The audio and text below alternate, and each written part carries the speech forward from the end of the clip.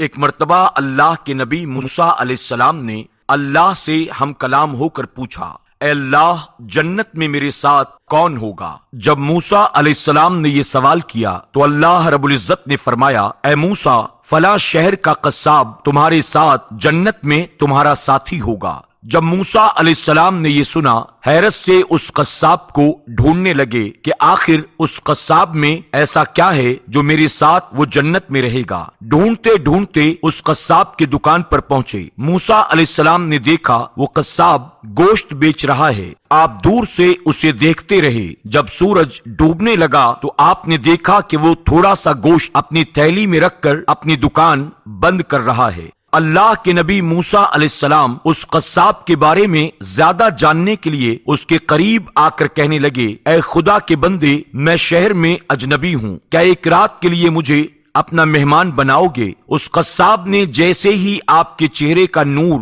اور آپ کی شرافت دیکھی تو کہنے لگا، آج رات آپ میرے مہمان ہیں۔ موسیٰ علیہ السلام جب اس کے ساتھ اس کے گھر پہنچے، آپ نے دیکھا کہ قصاب نے اس گوشت کا سالن بنایا اور اپنے ہاتھوں سے روٹی بنانے لگا اور پھر روٹی کو شوربے میں نرم کرنے لگا۔ پھر وہ قصاب دوسرے کمرے میں گیا جہاں ایک بوڑھی عورت چارپائی پر لیٹی ہوئی تھی۔ اس قصاب نے اس بوڑھی عورت کو اپنی گود میں اٹھایا اور باہر لا کر اپنے ہاتھوں سے وہ شوربہ اور روٹی نرم کر کے اسے کھلانے لگا۔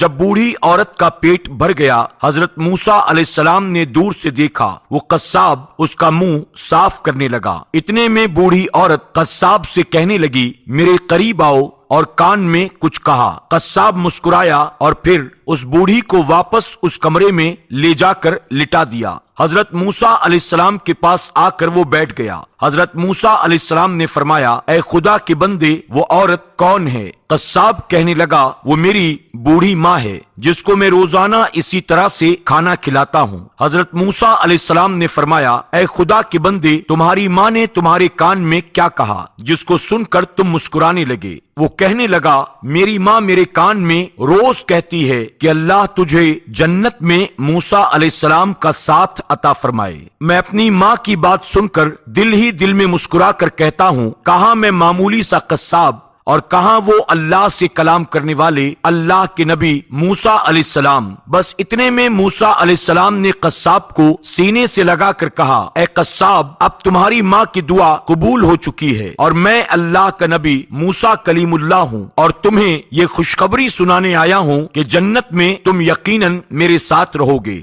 بخدا ماں کی دعا میں وہ اثر ہوتا ہے کہ کائنات کی ہر چیز اولاد کے قدموں میں رکھ دیتی ہے۔ اللہ رب العزت کی بارگاہ میں دعا ہے کہ وہ ہر انسان کی ماں کو سلامت رکھے، اور جن لوگوں کی ماں اس فانی دنیا سے رخصت ہو چکی ہیں، اللہ ان کی مغفرت فرمائے، اور ہر اولاد کو اللہ توفیق دے کہ وہ اپنی ماں کی خدمت کر سکے، کیونکہ ماں ہر اولاد کے لیے جنت کا دروازہ ہے۔